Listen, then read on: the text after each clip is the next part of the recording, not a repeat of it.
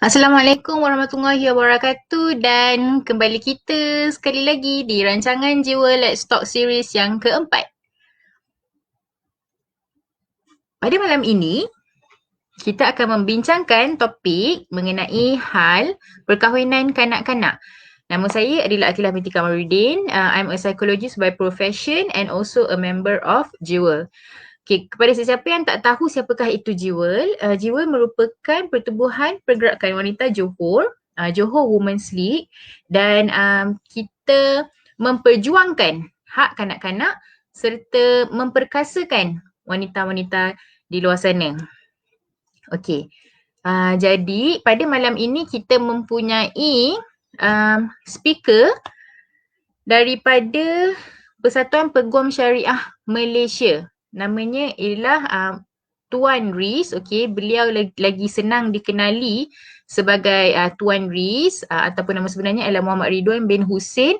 Beliau merupakan penolong Setiausaha Agung Persatuan Peguam Syariah Malaysia dan juga pensyarah undang-undang di UiTM.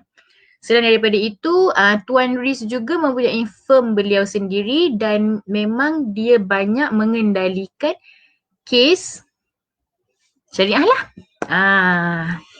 Okey. Sekejap kita tunggu kita punya speaker masuk. Tapi sebelum itu, saya ingin memberitahu anda semua bahawa Tuan Riz dah lama berkecimpung dalam bidang syariah law dan pada malam ini kita akan membincangkan topik perkahwinan kanak-kanak setuju ataupun tidak.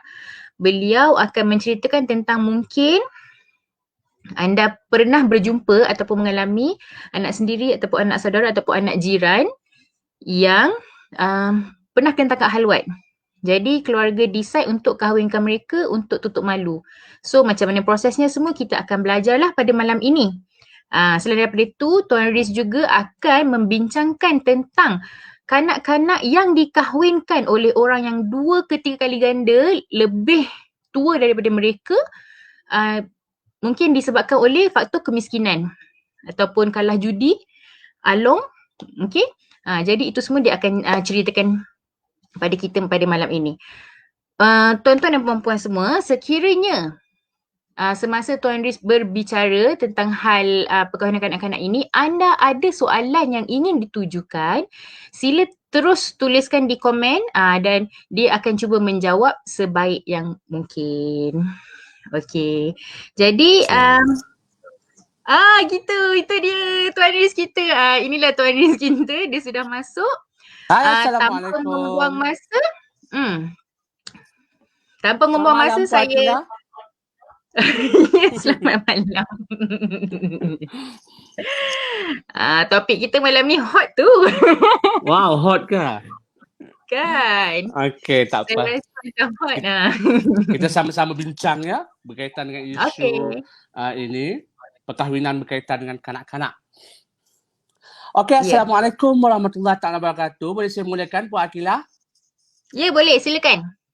Okey, salam sejahtera penonton yang saya muliakan. Hari ini kita akan bincangkan berkaitan dengan perkahwinan kanak-kanak, sama ada kita bersetuju ataupun tidak, dan jika kita lihat dari aspek berkaitan dengan undang-undang, hukum syarak dan juga dari aspek sosialisasi masyarakat kita. Kita akan belajar sikitlah berkaitan dengan undang-undang dan masyarakat dan bagaimanakah isu ini kita kupas dari aspek undang-undang dan sebagai hukum syarak, dan saya sebagai seorang pengamal undang-undang syariah yang telah lebih kurang 13 tahun ya berada di dalam perundangan syariah, dan sedikit kupasan berkaitan dengan pengalaman saya mengendalikan kes-kes yang berkaitan dengan kanak-kanak.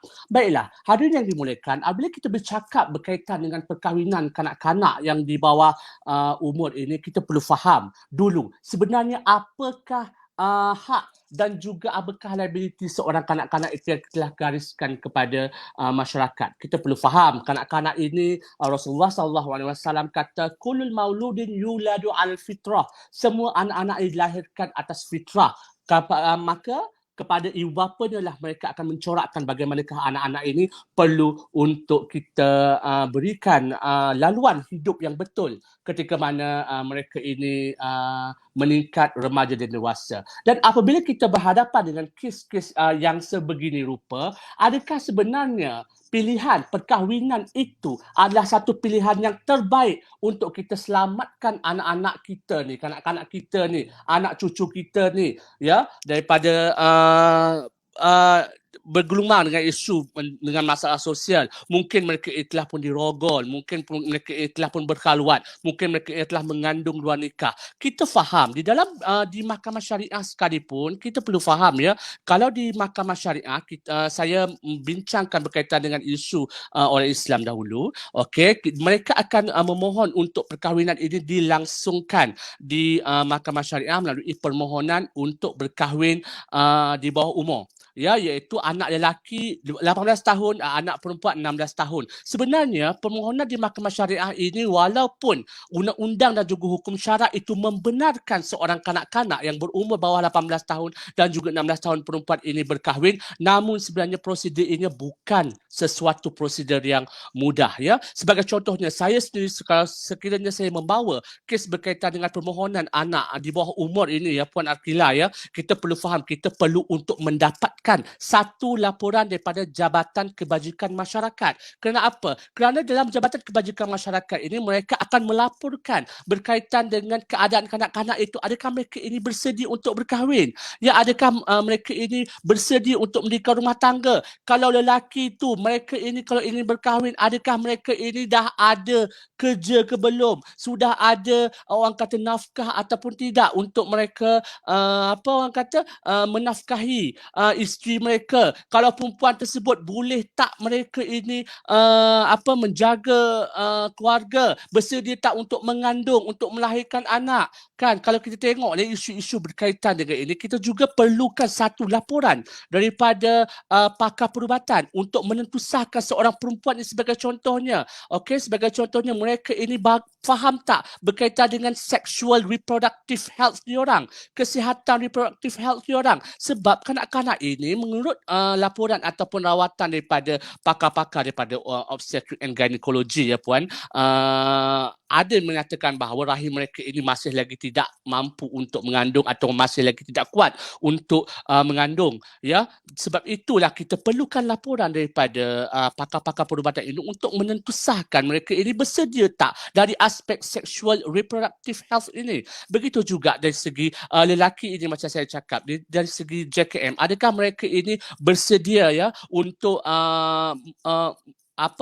menafkahi, faham tak bertanggungjawab. Kalau setakat nak berkahwin suka sama suka tapi hobi masih lagi main Mobile Legend, masih lagi main PUBG, adakah mereka ini boleh untuk ataupun matang seterusnya untuk menerajui rumah tangga mereka. Sebab itu kita sebagai ibu bapa ni sebagainya, sekarang kita tengok contoh ya kes-kes yang berlaku, kita ni tidak faham berkaitan dengan anak-anak. Sepatutnya okey, kita kena faham ibu bapa inilah yang tahu berkaitan dengan potensi anak-anak mereka. Macam mana ibu bapa ini dia tahu, yang ditahui nak kahwinkan je anak dia apabila mereka ini contohnya mereka ini bersekedudukan, berkhaluat, mengandung dan sebagai contohnya, disebabkan mak bapak ni selalu sangat tengok drama petang-petang tu, tangkap basah je kahwin, tangkap basah je kahwin. Ini adalah isu yang perlu untuk dipertikaikan di mahkamah. Pertama, kalau isu mereka ini dikangkat khaluat sebagai contohnya pun, perkahwinan bukanlah satu defend di mahkamah untuk you lari daripada isu berkaitan dengan penangkapan khaluat. Itu tidak menjadi defend pun, tetap you akan dibawa kepada satu orang kata satu sesi kaunseling yang akan diuruskan oleh pihak Jabatan Agama untuk mereka menentusahkan mereka ini perlu insaf, bertaubat dan sebagainya. Sebab kita perlu faham, ibu bapa perlu faham dan semua orang perlu faham, walaupun Islam, walaupun hukum syarak, walaupun sosialisasi kita membenarkan anak-anak di bawah umur ini untuk berkahwin, namun ada satu perkara yang kita perlu faham. Sebab hukum berkahwin dalam Islam itu bukan hukumnya wajib ataupun sunat semata-mata.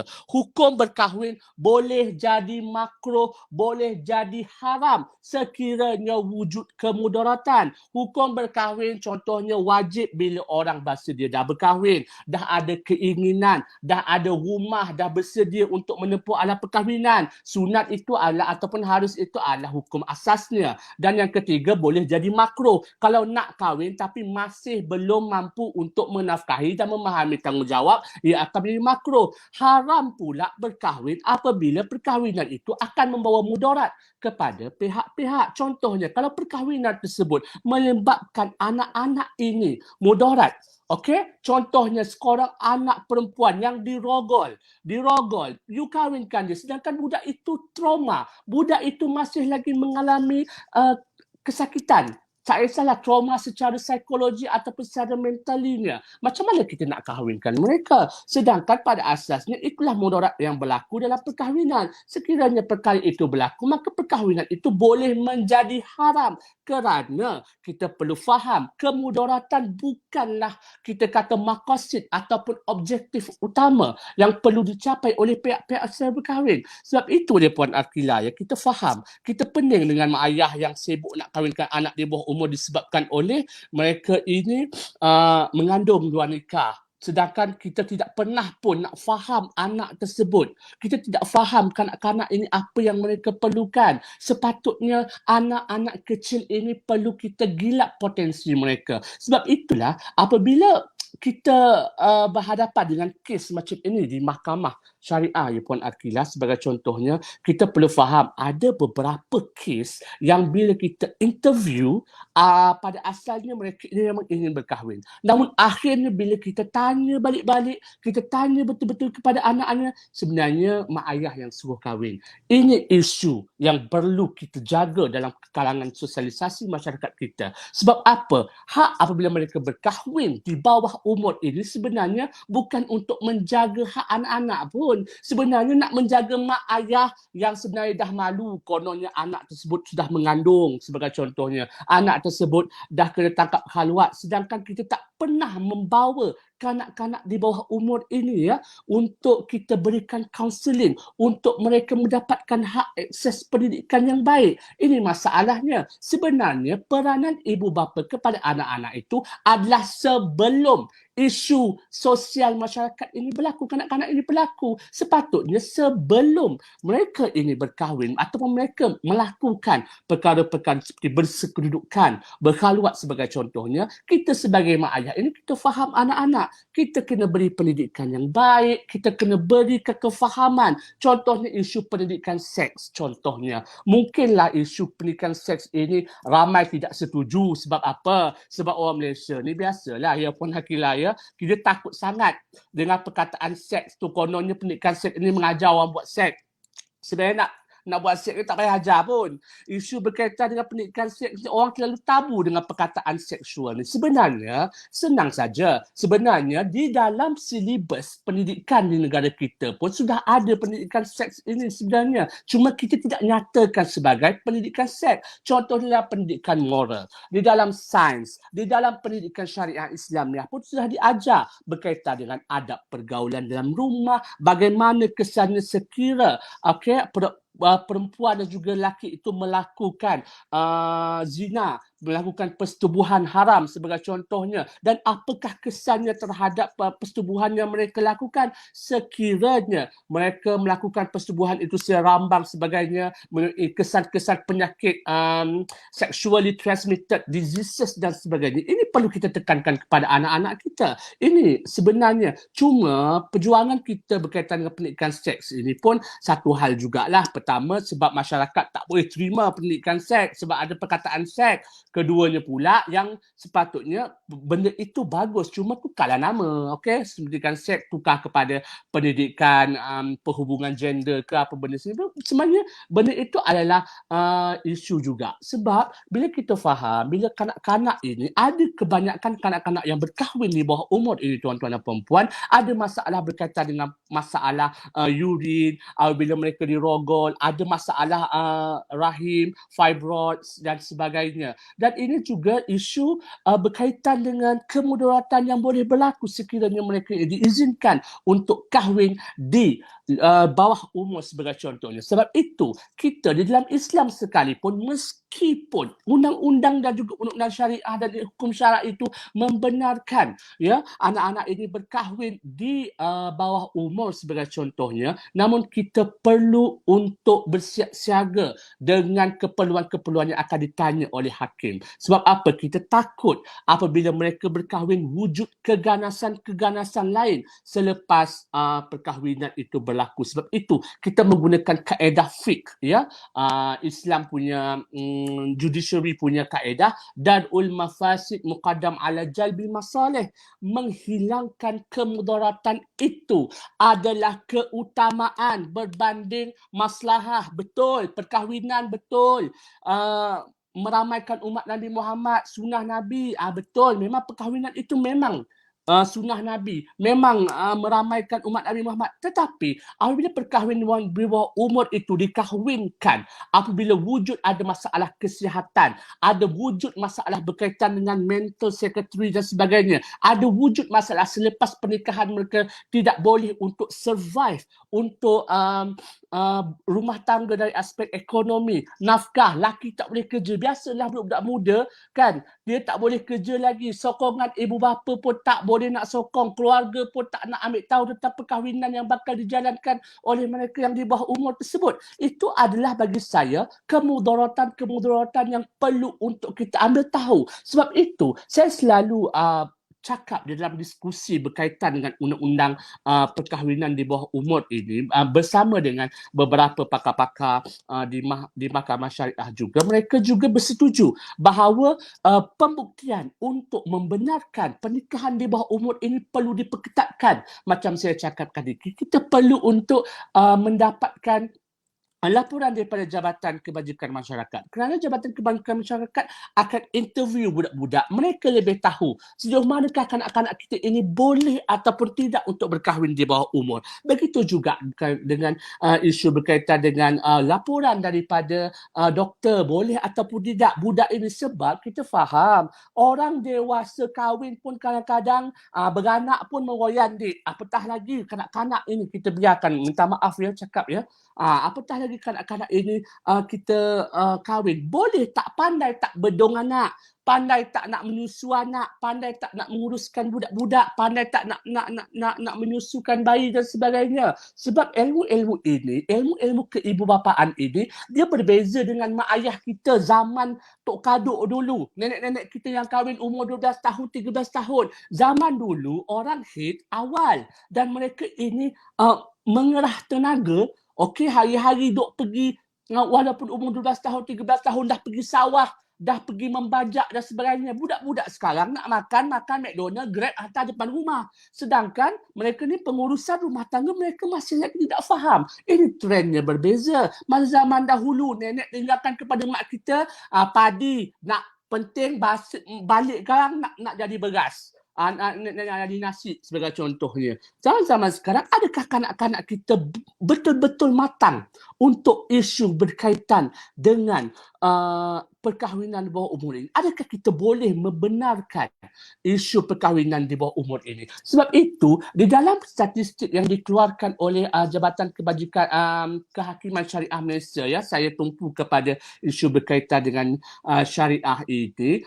Contohnya di negeri Selangor daripada tahun 2013 hingga 2017 kita ada 385 kes dan daripada tahun 2018 saja walaupun ada 48 kes permohonan untuk berkahwin di bawah umur, hanya 34 saja yang dibenarkan. Itu pun setelah hakim betul-betul berpuas hati kedua-dua pasangan ini mempunyai kelayakan untuk berkahwin di bawah umur. Sebab itulah kena ambil tahu sebelum mahkamah membenarkan perkahwinan di bawah umur ini diambil tahu. Sebab kita tak nak beberapa keganasan-keganasan yang berlaku selepas perkahwinan ini dibenarkan sekiranya berlaku. Ini kalau perempuan pun tak boleh bezakan bawang putih dengan bawang merah lagi. Okey, orang lelaki masih lagi nak main PUBG, Mobile Legend lagi tak nak bekerja. Macam mana hakim nak bersetuju dengan perkahwinan yang dicadangkan oleh pihak-pihak yang kononnya nak berkahwin di bawah umur itu? Sebab itu kita tengok ya, kalau kita tengok statistik yang dikeluarkan oleh Jabatan Kehakiman kita, negeri Sarawak adalah negeri yang paling tinggi ya permohonan di bawah umur ini. Sebab apa? Sebab pertama, of course, faktor geografinya adalah negeri yang paling besar. Dia lebih kurang 918 kes pada tahun 2013 hingga 2017 dan juga faktor kemiskinan. Kita tidak nafikan, memang kita sedih dengan isu kemiskinan ini. Ada ibu bapa yang terpaksa kahwinkan anak-anak mereka di bawah umur ini disebabkan oleh faktor kemiskinan dan juga taraf keluarga mereka ya.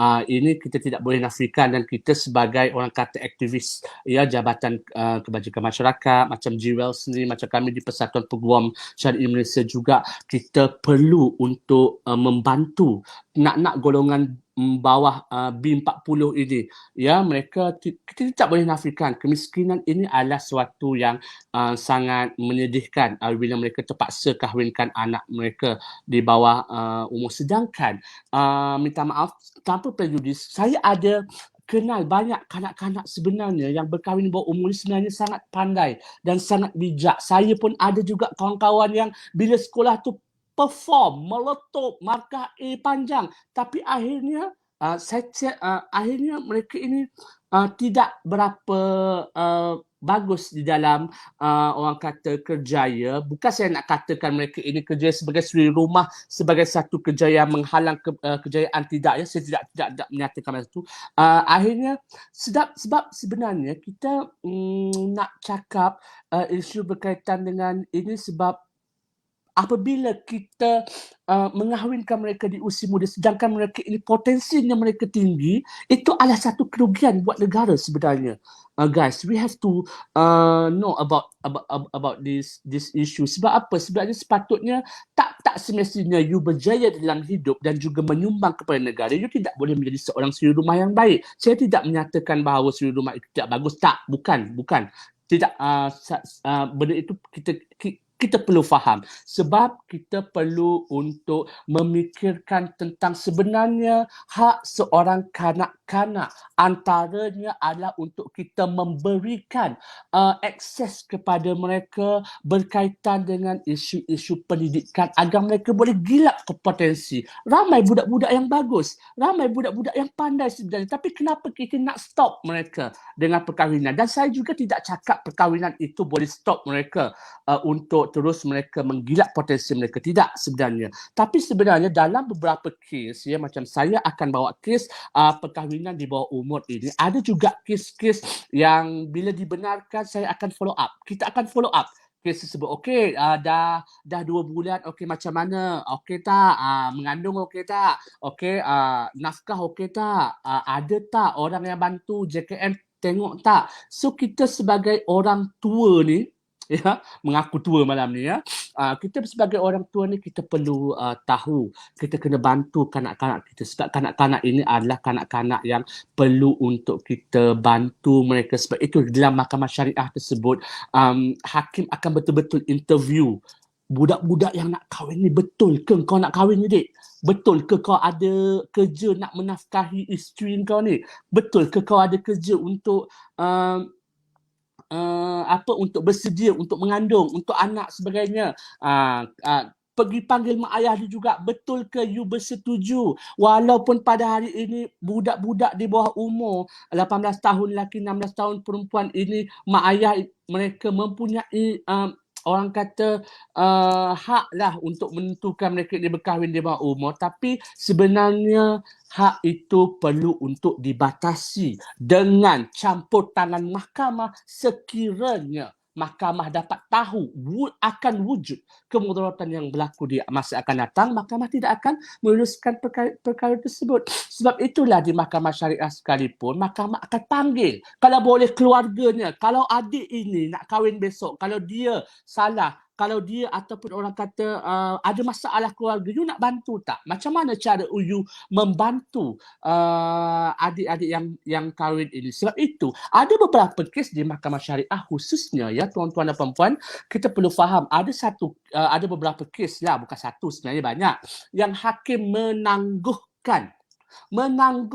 Contohnya hari ini perempuan itu lelaki itu berumur 17 tahun. Hakim tangguhkan sampai di umur betul-betul mendapat kelulusan daripada mahkamah untuk meneruskan perkahwinan, baru mahkamah akan luluskan perkahwinan tersebut ataupun mencapai umur maksimum untuk mereka berkahwin. Sebab itulah dalam perkahwinan umur kanak-kanak ini dia berbeza dengan trend-trend zaman mak kita dulu, zaman nenek kita dulu, ya Puan Akila, ya. Kita kena faham isu berkaitan dengan kanak-kanak zaman dulu dengan zaman sekarang ini berbeza. Kanak-kanak sekarang ini mereka ini terdedah dengan isu yang of course lah kita takut nak bagi budak-budak handset pun kita takut. Tak apa bondo yang budak-budak ni buka ni nanti.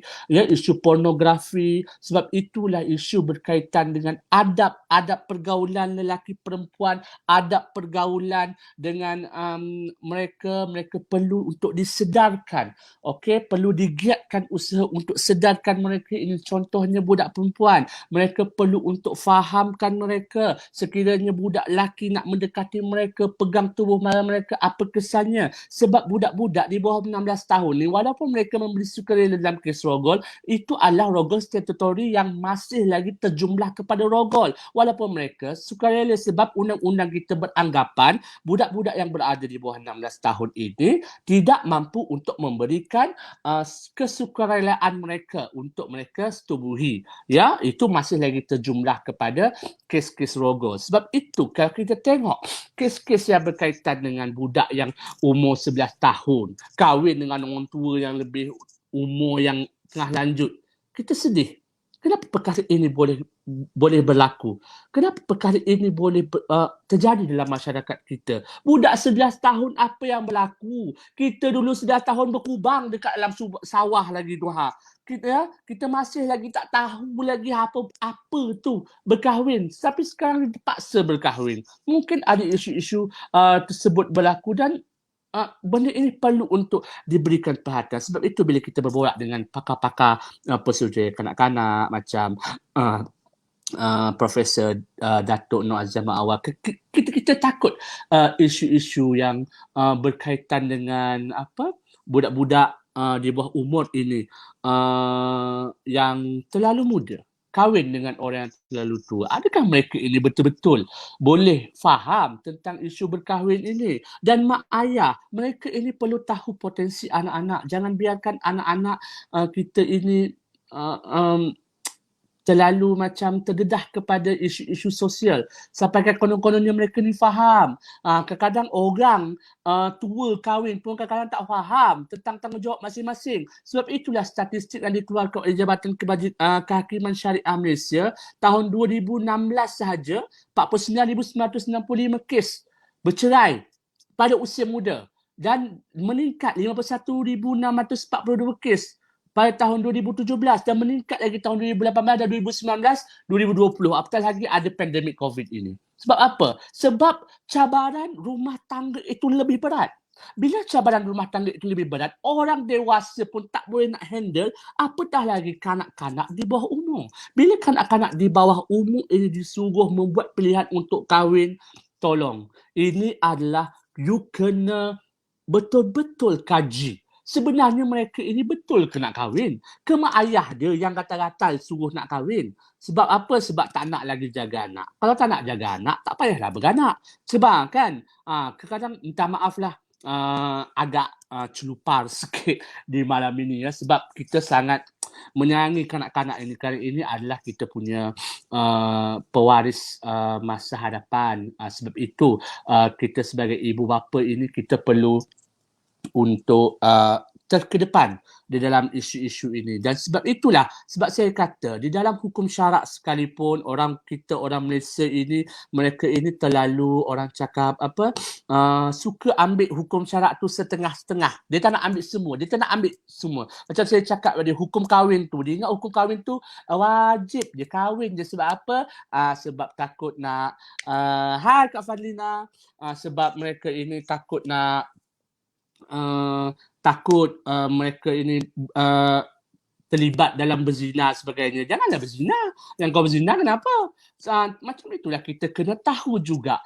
Okey, isu berkaitan dengan kanak-kanak ini kita perlu kaji. Walaupun Islam membenarkan perkahwinan di bawah umur, namun perlu untuk perketatkan. Isu ini perlu untuk kita gali, perlu untuk kita kaji dengan lebih mendalam lagi. Sebenarnya apa yang berlaku, dan Mahkamah Syariah pun perlu untuk memperketatkan. Macam saya cakap, perlu dapat laporan daripada Jabatan Kebajikan Masyarakat. Sekiranya benarkan ramai belum matang dalam hal, tapi saya tidak kahwin dengan segi nasab, bagaimana ya kadang-kadang itu, apakah solusi terbaik? Okey, macam ni. Pertama saya ingin memberi terima kasih Cahaya Ukhtiku. Pertama, kita jangan cakap anak-anak di luar nikah ini sebagai anak luar nikah. Okey, itu adalah satu kita kata kita kesian dengan budak-budak lahir ya, kita katakan sebagai anak tidak sah taraf. Kita kena faham contohnya anak ini dia lahir macam saya cakap, Rasulullah kata kullul mauludin yuladu alal fitrah. Semua anak-anak ini dilahirkan daripada fitrah.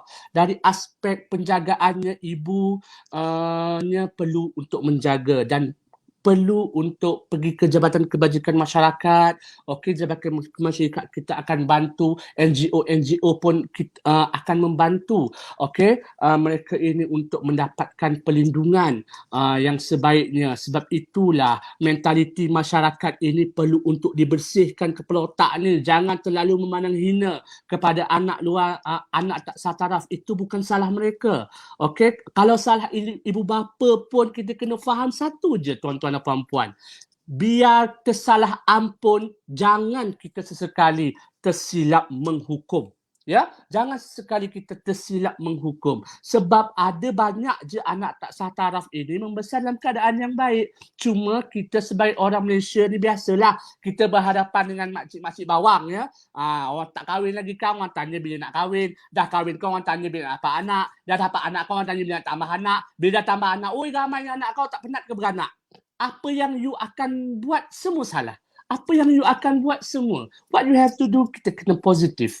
Okay, kita kena positif, kita senyum selalu, kita kena cakap tak apalah nak, okay. Kita kena bagi tahu tak apalah anak tak sah taraf ke whatsoever ke. Ini adalah isu berkaitan dengan mentaliti anak dan bagaimana kita sebagai ibu bapa ni, okay, kita perlu untuk, sebab budak-budak sekarang bukan macam budak-budak dulu-dulu tuan-tuan puan. Kita dulu kecil-kecil kalau nakal memang kena sesah dengan rotan dengan mak ayah kita, memang sampai ketua kita ingat. Budak-budak sekarang you tak boleh pukul, you kena mendidik mereka dengan nasihat, kaunseling. Kalau mak ayah itu tahu keibubapaan, pegang anak tu macam ni dekat belakang ni. Kalau anak perempuan pegang dekat dia punya ni, kau nak pukul anak macam mana Nabi ajar. Pukul dekat bahagian betis ke bawah itu macam mana Nabi ajar. Kita perlu untuk memberikan pendidikan. Pendidikan ini sebenarnya ruang lingkup yang terbaik untuk kita menyelamatkan kanak-kanak kita. Ya, sebenarnya bukan perkahwinan itu yang merupakan jawapan terbaik dan juga solusi yang terbaik. Tuan Riz, macam mana kanak-kanak yang dirogol oleh kaum keluarga sendiri, kesan mereka nak hadapi mulut masyarakat sekeliling? Okey, macam ni ya Safiah Ahmad Anwar, kita nak buat macam mana? Mulut orang ni bukan macam mulut tempayan.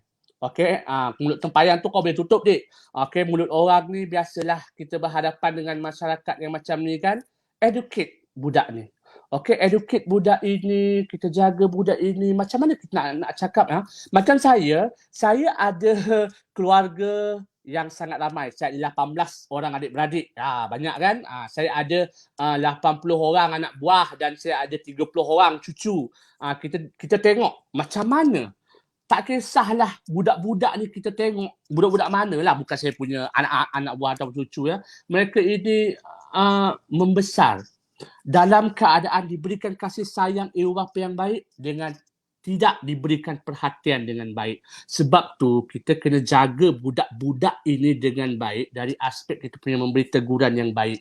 Cakap elok-elok. Sebab tu kita faham. Kita pun heran dengan mak ayah yang bawa anak-anak pergi restoran, dibiarkan anak berlari-lari. Dia ingat anak dia comel dia berlari macam tu, menyusahkan orang. Mak ayah diam, nyontok je kat situ. Kita pula yang macam, kau ni beranak, jaga anak ke ternak anak. Itu yang kita takut, isu berkaitan dengan. Sebab itulah pendidikan ini merupakan satu, orang kata pendidikan yang perlu untuk diterapkan kepada anak-anak. Jaga elok-elok. Kalau nak cakap mulut orang tu, kita tak boleh nak tutup guys. Itu mentaliti masyarakat. Mentaliti kita memang, orang Malaysia memang terkenal dengan nak ajuk-ajuk, mengajuk-ngajuk ni memang orang Malaysia ni memang dia orang suka. Yang ni cakap orang ni macam tu, yang ni orang cakap tu macam tu, yang ni lambat kahwin cakap tak laku lah whatsoever lah, sibuk je. Kan? Lepas tu bandingkanlah kalau orang ni kahwin, anak aku kahwin kek 6 tingkat, padahal bertahan 6 bulan je pun. Kan? Tapi dia punya bawa mulut itu mulut masyarakat. What you have to do, just positive, bantu anak-anak ini. Anak-anak ini tidak bersalah. Tolong bantu. Adakah ibu bapa yang mohon anak bawah umur berkahwin diberi kaunseling sebelum diberi kebenaran untuk berkahwin? Okey, dia macam ni. Kalau di mahkamah syariah selalunya lah. Okey, selalunya macam saya cakap tadi, hakim akan panggil mak ayah tersebut. Okey, betul ke? Okey, kaunseling ni dibentuk itu. Di Jabatan Kebajikan Masyarakat pun mereka akan betul-betul memeriksa anak ini, akan betul-betul periksa penjaga. Dia macam kita nak ambil anak angkat lah guys. Dia akan periksa, you betul ke you nak ambil anak ni? Okay, you betul ke you ada duit untuk tanggung budak ini? Ya, itu perkara-perkara yang perlu untuk kita berikan pertimbangan sebelum sebelum mahkamah meluluskan perkahwinan di bawah umur ini dalam kalangan masyarakat. Ya, sebab itulah kita perlu faham dalam kita membina atau menjaga hak kanak-kanak ini, even di dalam konvensyen kanak-kanak antarabangsa pun kita perlu memberikan ruang dan pilihan kepada anak-anak kita untuk menggilap potensi macam saya cakap ni. Even dalam Sustainable Development Goals pun kita perlu untuk memberikan pendidikan berkualiti kepada anak-anak. Pendidikan berkualiti itu adalah akses yang sangat mudah didapat pada hari ini. Namun pendidikan yang paling penting adalah pendidikan yang tidak rasmi. Pendidikan rasmi itu of course di sekolah memang cikgu ajar. Pendidikan tidak rasmi, nasihat ibu bapa di rumah, itu you kena penting bagi tahu kepada anak-anak kita. Itu sebenarnya nasihat keibubapaan ini ya, itu adalah perkara yang sangat penting dalam masyarakat kita pada hari ini. Sebab itu dalam isu berkaitan dengan pendidikan ini macam saya cakap tadi, itu adalah perkara yang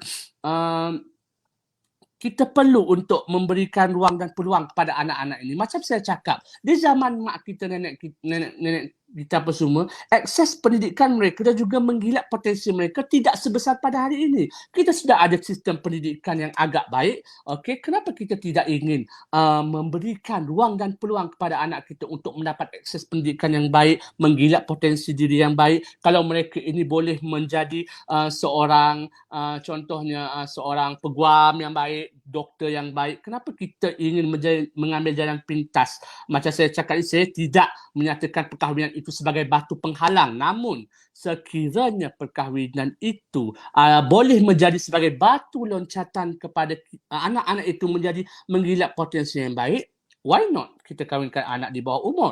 Cuma macam saya cakap, walaupun undang-undang, hukum syarak dan juga kita punya sosial masyarakat membenarkan perkahwinan di bawah umur ini, namun kena lihat sejauh manakah aspek akses pendidikan anak-anak tersebut dapat, macam manakah dia punya keadaan selepas perkahwinan tersebut, mereka dapat meneruskan survival hidup yang baik. Sebab itulah macam saya cakap tadi, ibu bapa, sokongan mak ayah ini perlu penting untuk jaga, sebab kita nak menjaga anak-anak ni punya hak ni.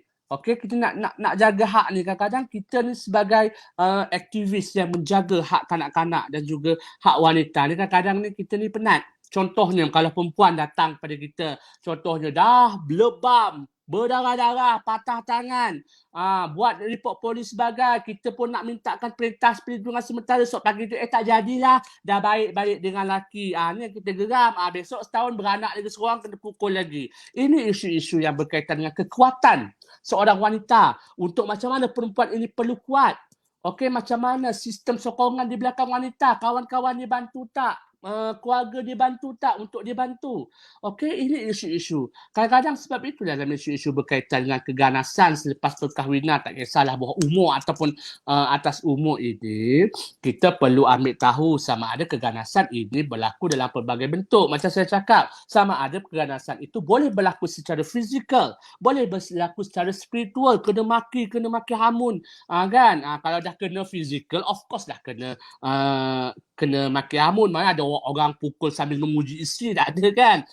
Memang dia akan pukul, dia akan maki hamun juga bini dia. Lepas tu keganasan dari aspek sosial, tak bagi keluar rumah, tak boleh keluar, tak boleh balik rumah mak ayah, itu adalah keganasan dari segi sosial. Okey, dan juga keganasan dari aspek ekonomi, tak bagi duit, tak bagi nafkah. Okey, ada juga isu-isu yang macam ni juga. Terakhir adalah keganasan dari segi seksual yang macam saya cakap ini, inilah isu berkaitan dengan sexual reproductive health untuk kanak-kanak yang dikahwinkan di bawah umur ini, yang kita kurang ambil tahu. Yang kita tahu kita kahwinkan anak kita, padahal kita tak tahu anak kita itu bersedia tak untuk mengandung. Contohnya budak yang kahwin 11 tahun dengan orang yang dah umur 40 lebih tu. Contohnya, boleh ke budak ni menanggung kelahiran di bawah umur? Walaupun Islam itu membenarkan perempuan ataupun lelaki berkahwin ini mengikut umur baligh mereka, namun Islam juga menggariskan isu berkaitan dengan kemudaratan yang berlaku sekiranya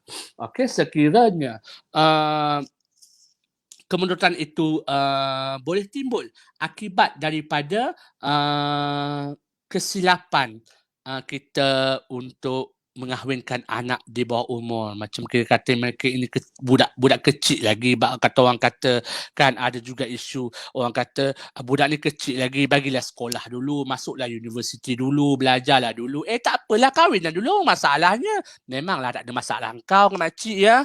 Tapi kita tengok anak-anak tersebut ada potensi, budak ni pandai. Macam saya cakap ni tanpa prejudis, saya tidak katakan perkahwinan ini sebagai satu batu penghalang. Ada isu-isu yang berkaitan dengan ada segolongan orang yang dia kahwin dengan bini dia, tak bagi bini dia kerja dah.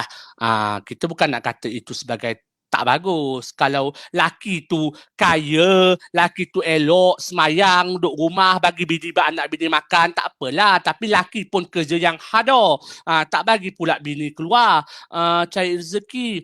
Pun sedih juga keadaan tersebut berlaku. Okey, itu isu wanita-wanita hari ini, dia taat tidak bertempat. Faham tak? Tak bertempat. Laki tak bagi keluar rumah, tak bekerja, laki pun tak bekerja, maka dia pun taklah bekerja. Sebab apa? Takut nusyus contohnya. Takut now masuk neraka. Sedangkan mereka perlu faham, mereka perlu untuk meneruskan survival. Mana boleh kita nak kata perkahwinan ini, perkahwinan muda ini dijana atas cinta dan kasih sayang, tapi duit tak ada, dek. Macam mana kau nak beli beras? Takkan kau nak beli beras guna kau punya cinta dan kasih sayang, kau kena tampar dekat acik kat kedai runcit tu. Mana boleh macam tu. Sebab itu persediaan untuk berkahwin, jangan kata orang muda ataupun orang dewasa lah, jangan kata kanak-kanak lah, orang muda dan dewasa ini pun macam saya cakap di saya sentuh statistik yang dikeluarkan oleh Jabatan Kehakiman terhadap perkahwinan muda pun banyak yang bercerai muda. Sebab apa? Sebab mereka tidak faham isu berkaitan dengan tanggungjawab masing-masing apabila berkahwin ini. Sebab apa isu tersebut berlaku? Sebab mereka tak faham tanggungjawab. Kalau orang muda pun, orang dewasa pun berkahwin, ramai yang bercerai, mereka tidak faham. Apatah lagi kanak-kanak yang di bawah umur ini, mereka berkahwin. Maka dalam isu ini kita perlu faham dan juga kita perlu untuk menilai kembali sebenarnya adakah perkahwinan ini adalah jalan terbaik, jalan yang paling ampuh untuk kita, orang kata apa? Orang kata untuk menyelesaikan isu sosial dalam masyarakat kita. Kalau anak kita, na'udzubillah lah, anak kita seorang kanak-kanak ya berzina sebelum kahwin, kenapa kita tidak memberikan mereka kaunseling yang sebaiknya? Kenapa kita tidak bimbing mereka? Adakah betul perkahwinan tersebut kau bimbing mereka dengan baik? Adakah suami tanpa prejudisnya, adakah suami tersebut boleh membimbing dengan cara yang baik? Sebab suami pun kadang-kadang sedih juga tengok ya, semayang pun tunggang terbalik, kadang semayang kadang tidak, belajar pun tak berapa nak ada, kan kerja kejap tidak, kejap kerja sini, kejap kerja sini. Kita tidak katakan mereka ini miskin, bukan itu bukan isu. Sebab ada je budak yang di bawah umur, mereka boleh bertanggungjawab dengan baik. Ada juga budak yang di bawah umur ini, mereka dah faham, mereka dah bersedia. Namun kebanyakan mereka belum bersedia. Nak orang tua pun kadang-kadang tak bersedia lagi nak berkahwin. Apatah lagi kita nak bagi kepada budak-budak. Sebab itu kebarangkalian kanak-kanak ini dibiarkan berkahwin pada usia muda adalah sesuatu yang sangat rendah bagi saya, mengikut kepada kita punya tinjauan yang kita buat berdasarkan kepada kes-kes yang pernah kita kendalikan di mahkamah. Kadang-kadang kita tengok, kadang-kadang kesian. Kita sebagai orang tua ni, bila budak datang ke mahkamah kata nak kahwin bawah umur kan, kita tengok muka budak tu, kita tengok mata dia. Kita tahu mereka ini tidak bersedia pun untuk berkahwin. Bila hakim tanya mereka, mereka ini boleh tak berkahwin? Mereka ini boleh tak mereka ni kadang-kadang mereka kata mak yang suruh kahwin. Amboi makcik senangnya kan jawapan kan. Assalamualaikum, apa pandangan Tuan tentang tindakan kanak-kanak bawah umur yang ingin berkahwin tapi tidak dibenarkan oleh ibu bapa, malah berani melakukan perbuatan zina agar ditangkap oleh penguat kuasa agama supaya boleh berkahwin. Oh, maknanya mereka nak jadikan isu ini berani melakukan perbuatan zina agar ditangkap oleh penguat kuasa agama supaya mereka boleh berkahwin. Ini budak-budak pelik lah ni ya. Ni budak-budak pelik boleh pula berzina sebab nak ditangkap haluat sebagai contohnya. Ala-ala menyerah diri lah untuk berkahwin. Sebenarnya isu ini macam saya cakap ni macam pening juga ya dengan budak-budak sekarang ini. Sebab itu saya cakap peranan kita sebagai ibu bapa ini berada perkara itu berlaku. Tindakan kita adalah tindakan reaktif. Pendidikan itu perlu untuk kita berikan kepada budak-budak. Kadang-kadang kita perlu cakap dekat mereka. Sebab itu saya cakap tadi pendidikan seks yang saya kata perlu diubah tajuknya tu. Kita perlu cakap kepada mereka apakah sebenarnya kesan-kesan buruk sekiranya mereka melakukan zina. Okey, contohnya mereka akan dapat sexually transmitted diseases. Mereka akan mendapat suatu penyakit-penyakit berjangkit yang boleh merosakkan hidup mereka sebagai contohnya. Okey, sebenarnya isu ini perlu untuk kita tengok daripada latar belakang keluarga. Kadang-kadang keluarga yang macam B40 contohnya, mereka ini lebih kepada isu sebab kemiskinan, isu yang berkaitan dengan kanak-kanak kota ini ya, mak bapak senang tanpa prejudisnya. Kita isunya adalah isu yang macam itulah, dia nak seronok sebab berhadapan dengan yelah dah tengok porno, nak rasalah nak kahwin. Contohnya anak-anak ini kalau betul-betul nak kahwin pergi jumpa mak ayah kau dik. Kau cakap kau nak kahwin. Engkau nak kahwin, mak ayah pun kena support bantu. Kalau betul-betul anak ni nak kahwin, kan you boleh support mereka, you boleh bantu mereka, carikan kerja, carikan rumah yang baik, betul-betul kena tengok perhatian. Budak ini betul-betul nak kahwin. Kenapa kita tidak ingin kahwinkan kalau betul-betul mereka bersedia untuk menjadi suami isteri? Sebab bila mafasid itu berlaku, perzinaan itu berlaku sebab mereka dah nak kahwin, itu adalah satu benda yang lebih besar berlaku. Sebab itu saya cakap ada pro dan juga kontranya sekiranya kita memberikan mereka keizinan untuk berkahwin ataupun tidak. Sebab itu kalau setakat pergi mahkamah kata permohonan kahwin bawah umur sebab suka sama suka, hakim tidak akan suka-suka juga ya untuk membenarkan permohonan itu diluluskan. Sebab apa? Hakim akan cakap kau pergi belajar dulu dik. Kau pergi belajar. Kau setakat SPM asyik tak lulus je, asyik mengulang je, pergi belajar dulu. Okey, pergi belajar dulu, faham dulu. Sebab itu sebelum berkahwin kena pergi sijil khusus nikah. Khusus nikah ni pun satu juga. Okey, kadang-kadang silibus ni pun saya kira perlu untuk diperketatkan lagi. Kadang-kadang khusus nikah ni dia lebih seronok cerita pasal pengalaman malam pertama. Masa tu semua terbuntang nak tengok, nak dengar pengalaman malam pertama. Bila isu pertanyaan tengahjawab suami isteri, semua duduk tidur kat belakang. Ini isunya. Kita perlu revise balik. Sebenarnya apakah khusus silibus yang terbaik untuk diterapkan dalam sijil khusus kahwin ni? Okey, khusus kahwin ni sebagai contohnya. Adakah kita perlu buat assessment? Siapa tak lulus, tak boleh sijil kahwin contohnya. So, kita perlu sama-sama terapkan. Pendidikan ini adalah suatu benda yang orang kata yang malar, yang mapan, yang berterusan perlu untuk kita terapkan kepada masyarakat. Macam ini contohnya, macam ini. Okey, kalau isu berkaitan dengan itu, berkaitan dengan tanggungjawab isteri, macam mana isteri nak buat Kalau suami pukul, nak pergi mana, kalau berlaku keganasan, apa yang akan berlaku, sebagai contohnya. Okey, Puan Arkila, ada soalan-soalan lagi? Okey, Tuan, ada possibility tak untuk orang luar bantah permohonan kahwin anak di bawah umur ini? Okey, kalau possibility untuk orang luar bantah permohonan kahwin di bawah umur ini boleh jadi. Ya, Nik Amalin boleh jadi. Contohnya, mak bapak pergi mohon anak sebab apa anak nak kahwin di bawah umur di mahkamah. Tiba-tiba Jabatan Kebajikan Masyarakat tahu. Jabatan Kebajikan Masyarakat boleh menjadi pihak untuk mencelah permohonan itu. Sekiranya mereka dapat tahu, oh budak ni ada kes, budak ni ada ni, kenapa dan mereka ini belum bersedia untuk berkahwin. Boleh tak Jabatan Kebajikan Masyarakat untuk interfere, bukan interfere lah, untuk menjadi pihak, sebab Jabatan Kebajikan Masyarakat dia mesti kalau nak mencela dia mesti ada suatu orang kata apa, dia mesti ada kepentingan lah. Of course Jabatan Kebajikan Masyarakat adalah satu pihak yang berkepentingan menjaga kanak-kanak, okey, mengikut Akta Kanak-Kanak yang telah pun digazetkan oleh pihak-pihak. Okey, sebagai contohnya lah, orang tua, contohnya kes lain, orang tua yang nak kahwin dengan budak 11 tahun, dia nak mohon untuk berkahwin dengan budak 11 tahun tu. Ibu bapa wali tersebut boleh interfere untuk permohonan itu untuk tidak diluluskan. Kerana apa? Kerana saya walinya. Saya tidak bersetuju untuk perkahwinan itu diteruskan, sebagai contohnya. Boleh jadi. Okey, sebab saya tak boleh nak cakap sebagai pengamat undang-undang, saya tak boleh cakap, tak boleh. Why not?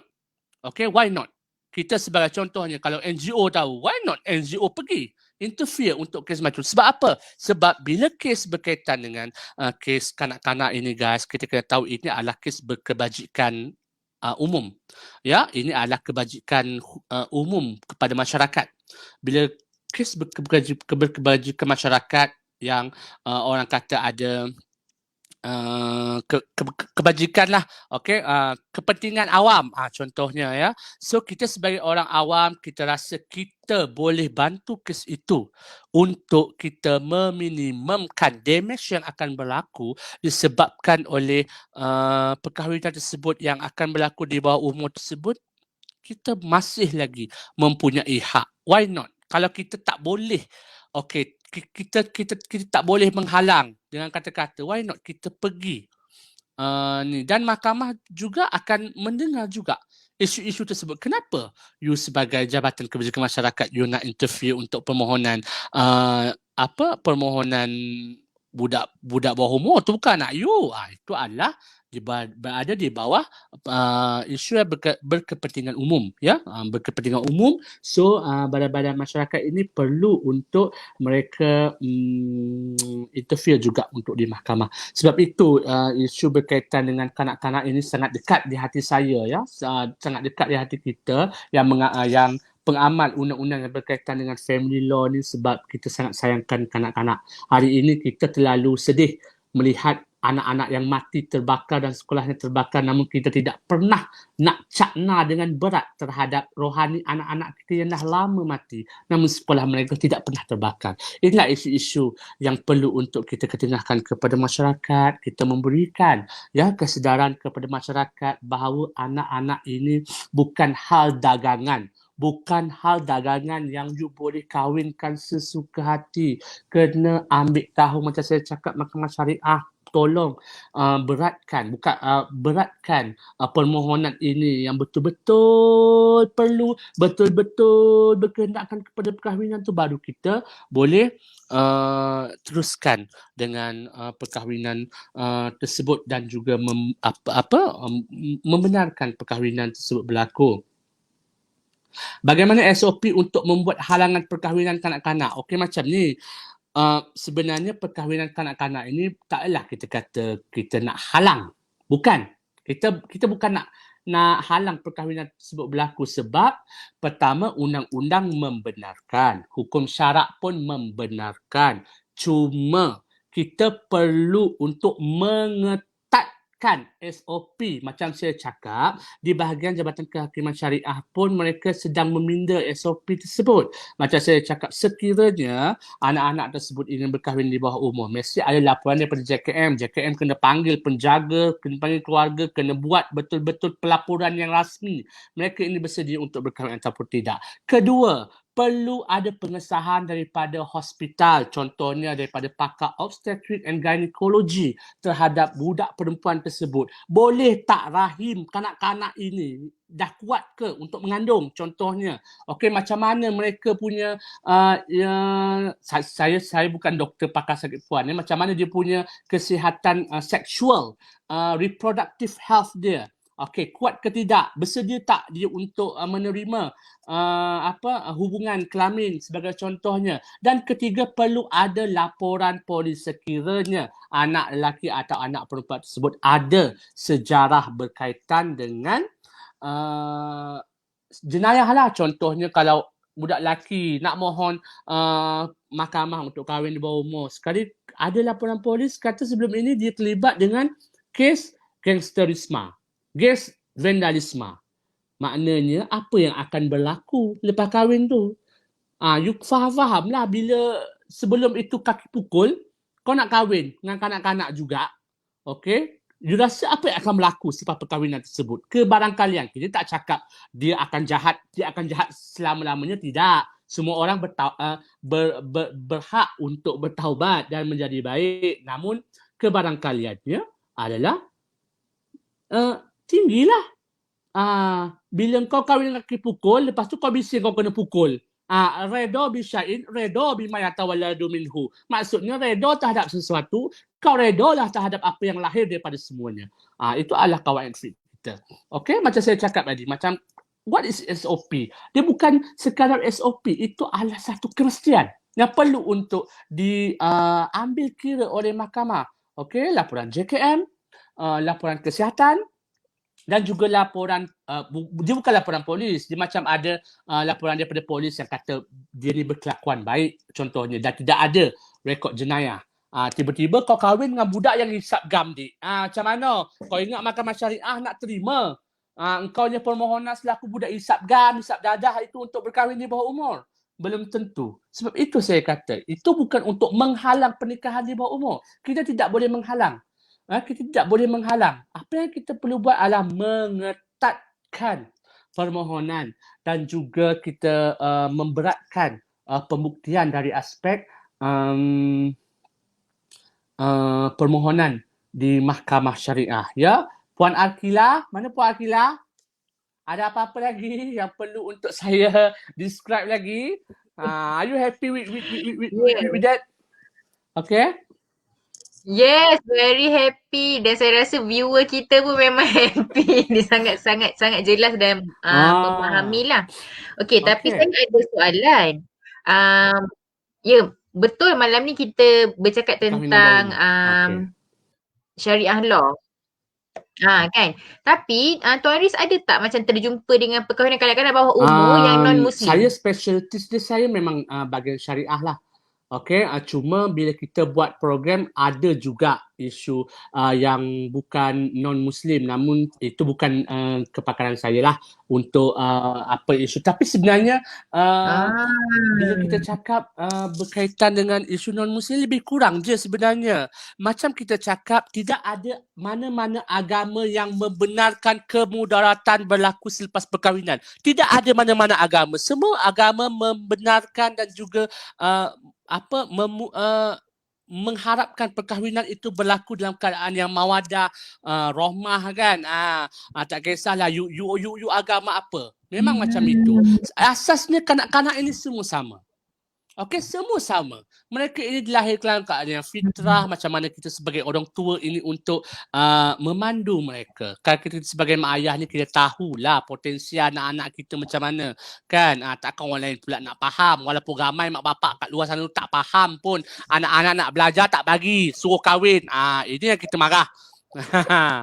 Ada soalan lagi Puan Akila? So Ah. far tak ada soalan daripada viewers. Tapi saya nak sharekan lah Tuan Oh, Riz ada punya. dia punya ada dia punya business card ya Allah. Jadi siapa yang boleh Sebenarnya hubungi saya Tuan tidak Riz boleh ni? buat marketing lah ya. Tak salah tapi macam saya cakap kita sebagai peguam ni kita share our knowledge, our experience for the people. Kalau nak tanya benda semua boleh menghubungi saya lah untuk kita sama-sama sebab kerja saya pun saya juga pensyarah undang-undang di UiTM. Banyak juga saya share my experience ya untuk budak-budak, untuk kita punya kita punya penyelidik pun kita nak tahu juga berkaitan dengan isu penjagaan anak-anak. Dan sekarang pun kita dan saya sendiri dalam Persatuan Program Syariah kita saya sedang mengedit buku terakhir yang akan kita keluarkan berkaitan dengan hak jagaan anak-anak. Dan macam manakah hak kanak-kanak dekat mahkamah kalau dah berumur mumayyiz, dia boleh tak pilih nak duduk dengan mak ataupun ayah.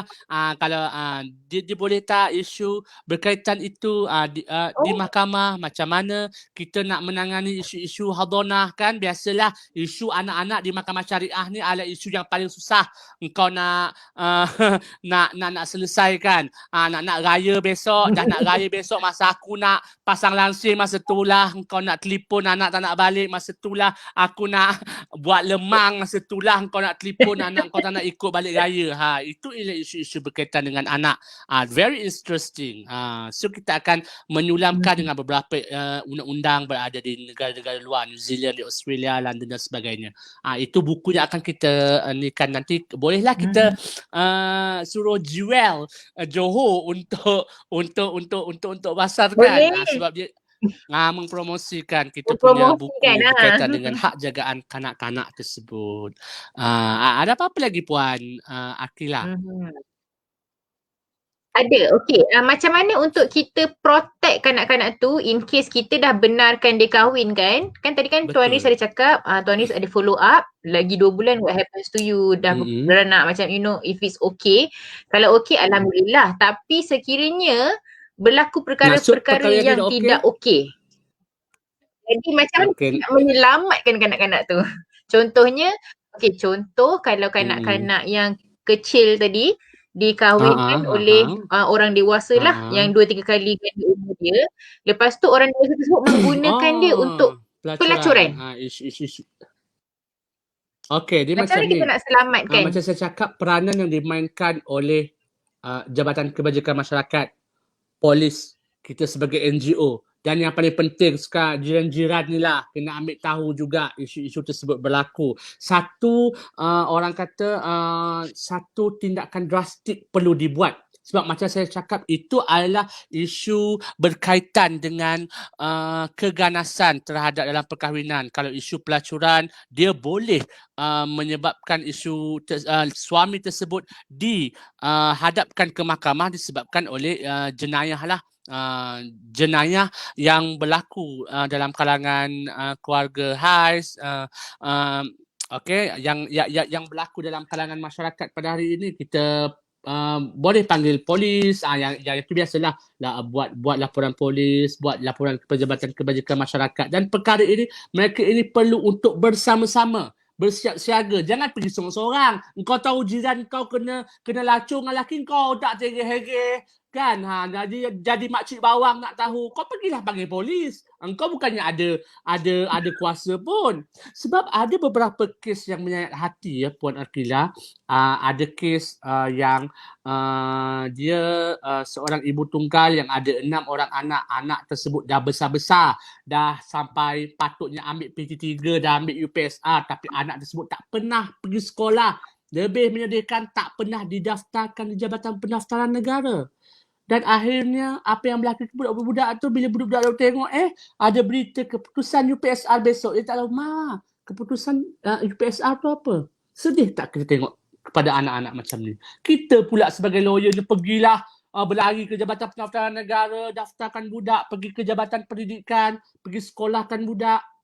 Benda ini kita nak berlaku dalam masyarakat kita. Kita bukan berada pada zaman paleolitik. Budak-budak tak pergi sekolah, budak-budak tak daftar. Kita berada pada zaman 2020. Wawasan 2020 kan. So negara kita pun negara yang sangat maju. Okey. Kita perlu untuk ambil tahu pasal kanak-kanak ini. Kerana ini adalah kita punya aset. Tidak ada kemungkinankah bagi meningkatkan umur untuk perkahwinan mesti 18 tahun dan sekiranya tidak kaunseling wajib bagi kanak-kanak? Ya, tidak ada kemungkinankah bagi meningkatkan umur untuk perkahwinan mesti 18 tahun? Okey, Mariatul Kaptiah Isnin Rashid, terima kasih kepada soalan itu. Kalau anda tanya kepada saya, ini adalah pendapat saya. Umur bukan isu utama terhadap isu perkahwinan di bawah umur ini. Macam saya cakap, dari aspek Islam, seorang kanak-kanak ini boleh berkahwin ketika umur baligh. Mungkin budak-budak baligh sekarang 13 tahun, 14 tahun. Ya. Budak-budak sekarang kadang 9 tahun pun yang dah datang hid dah. Dia macam orang dulu. Budak lelaki tingkatan 1, tingkatan 2 pun boleh memberikan persetujuan untuk berkahwin dari segi Islam. Cuma kita punya undang-undang 18 tahun budak lelaki, 16 tahun budak perempuan. Macam saya cakap tadi, ada perkahwinan muda yang bercerai sebab tak faham kahwin.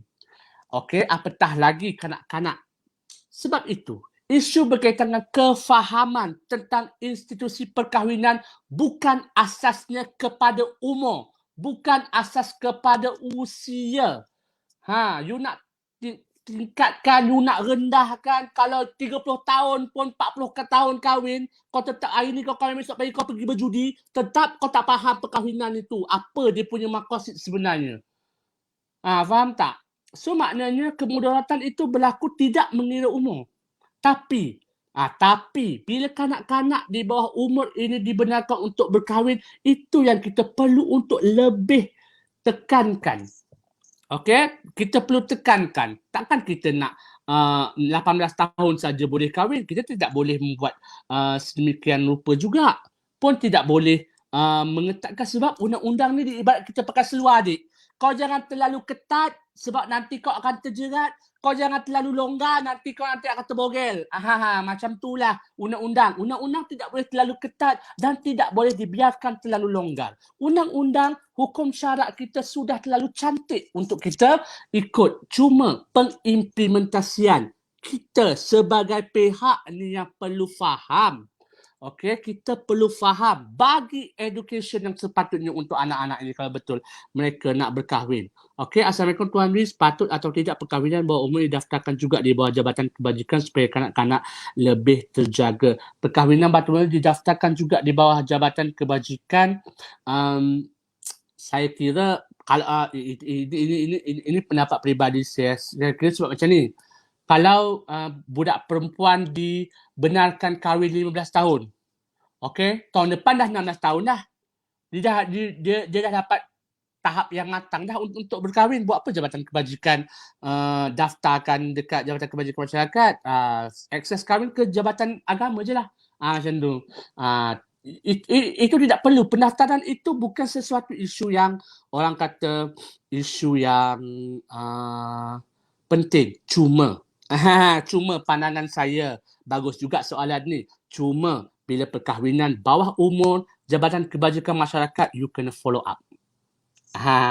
Kalau kita sebagai lawyer je follow up, habis tu orang yang tak pakai lawyer tu, siapa yang nak follow up? Jabatan Kebajikan Masyarakat, dia kena follow up lah macam orang nak ambil anak angkat lah kan. 2 tahun tu, so Jabatan Kebajikan Masyarakat dia akan follow up. Macam itu juga. Sampai umur majoriti mereka 18 tahun atau perkahwinan tersebut sudah matang lah lepas umur 18 tahun, tak payah lagi follow up dah. Takkanlah sampai ketua pula kalau nak follow up sampai ketua kan.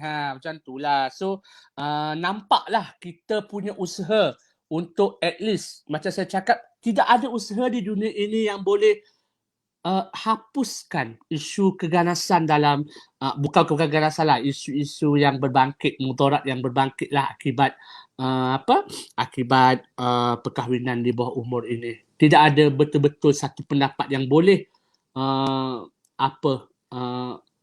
ni kan isu ini.